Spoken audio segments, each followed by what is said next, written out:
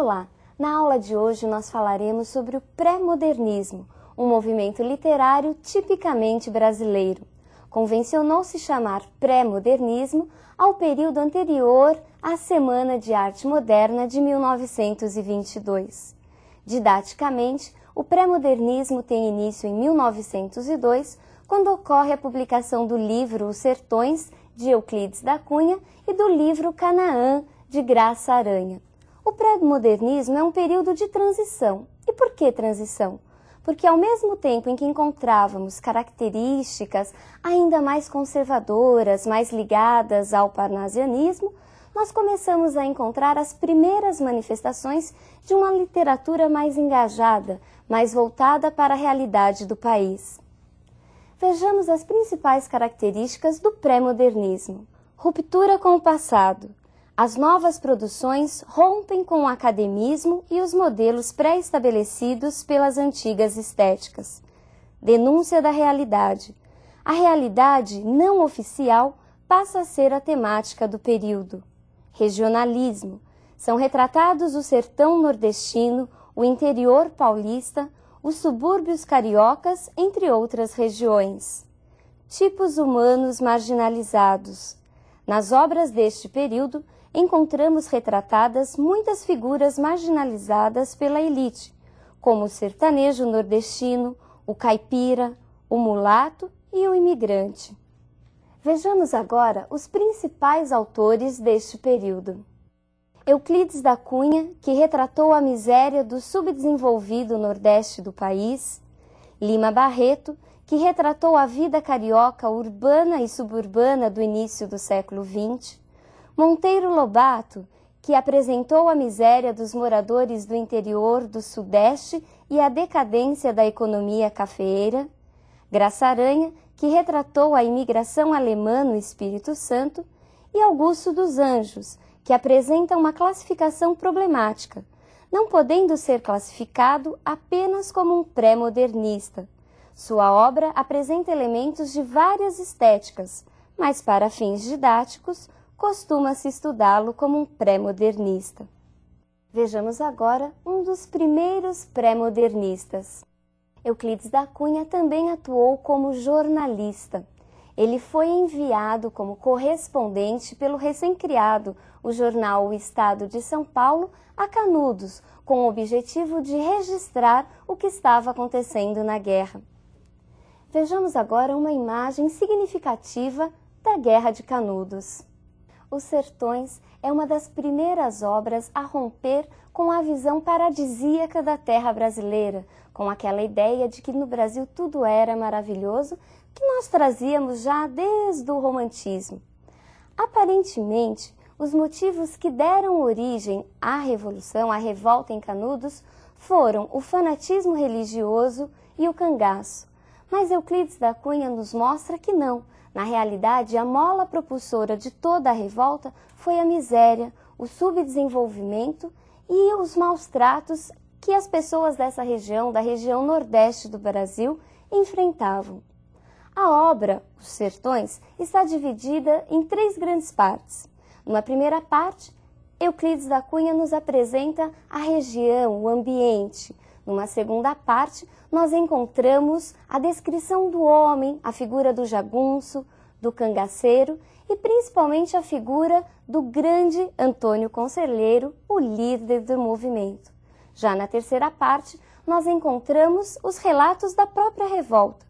Foram várias expedições do exército que conseguiram realmente acabar com a revolta. Mais de 20.000 pessoas foram mortas na ocasião. Restaram apenas, segundo palavras do próprio Euclides, apenas 4, um velho, 2 homens feitos e uma criança. Vejamos agora outra importante figura desse movimento no Brasil. Lima Barreto teve uma vida muito atribulada, por ser pobre e negro numa época marcada por várias formas de preconceito. Ao contrário de Machado de Assis, que alcançou notoriedade ainda em vida, Lima Barreto sofreu muito com o preconceito racial, com o alcoolismo e com as frequentes crises depressivas. Lima Barreto mostra uma grande identificação com as pessoas marginalizadas, até porque ele era um pobre. Lima Barreto tem uma literatura voltada para o povo, uma literatura do povo e para o povo. Sua linguagem é uma linguagem simples e direta, próxima do texto jornalístico e da linguagem panfletária, tanto que, por causa disso, foi motivo de várias críticas. Vejamos sobre o que Lima Barreto falava.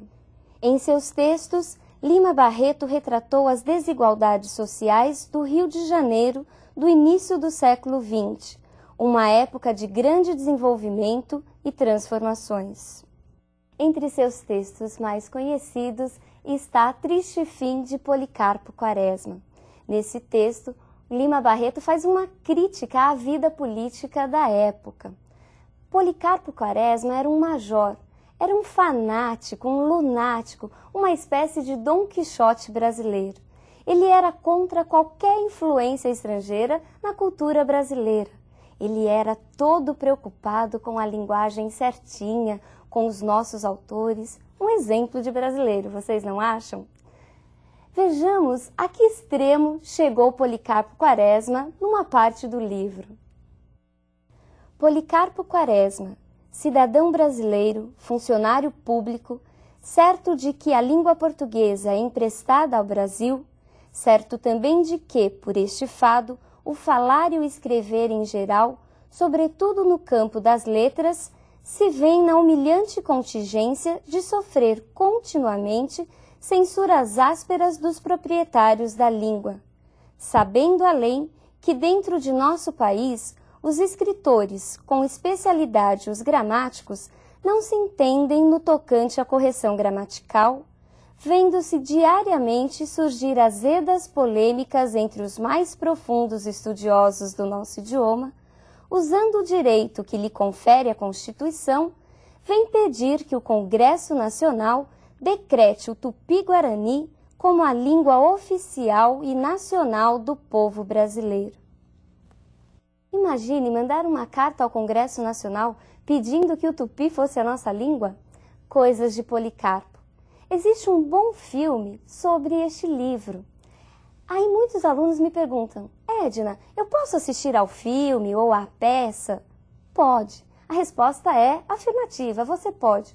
O que não pode acontecer é substituir a leitura integral da obra por peças, filmes ou resumos. Mas se for no sentido de complementar seus estudos, tudo é muito bem-vindo. Vejamos agora um outro importante escritor do período. Monteiro Lobato foi uma figura muito polêmica, ao contrário da impressão que a maioria das pessoas tem hoje a seu respeito. Hoje, falar em Lobato é lembrar do escritor de livros infantis e do criador do Sítio do Pica-Pau Amarelo, mas sua produção não se limita a esse gênero. Monteiro Lobato soube como ninguém retratar o atraso das regiões interioranas de São Paulo. Vejamos a próxima imagem. Monteiro Lobato foi o criador de uma importante figura até hoje conhecida por todos nós. É dele a personagem o Jeca Tatu, o símbolo do caipira brasileiro.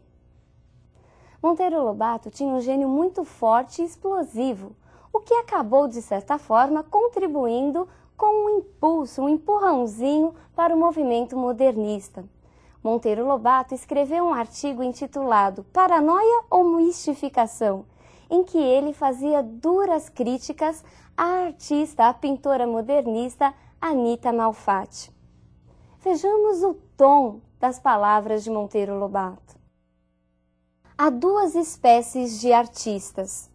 Uma composta dos que veem normalmente as coisas e, em consequência, fazem arte pura, guardados os eternos ritmos da vida e adotados para a concretização das emoções estéticas, os processos clássicos dos grandes mestres. A outra espécie é formada dos que veem anormalmente a natureza e a interpretam à luz de teorias efêmeras, sob a sugestão estrábica excessiva. São produtos do cansaço e do sadismo de todos os períodos de decadência. são frutos de fim de estação, bichados ao nascedouro. Embora eles se deem como novos precursores de uma arte a vir, nada é mais velho do que a arte anormal ou teratológica nasceu com a paranoia e com a mistificação. Sejamos sinceros, futurismo, cubismo, impressionismo e tutti quanti não passam de outros tantos ramos da arte caricatural. Perceberam que agressivo? Dizem até que Anita Malfatti, depois desse texto, nunca mais foi a mesma. Outros importantes escritores são Graça Aranha e Augusto dos Anjos. Graça Aranha fala sobre a imigração alemã no estado do Espírito Santo. E Augusto dos Anjos é conhecido como o poeta, como o escritor do mau gosto, do escarro e dos vermes. Na aula de hoje, nós vimos as principais características do pré-modernismo, o primeiro movimento que começa a realmente mostrar a realidade da terra brasileira. Um grande abraço e até a nossa próxima aula.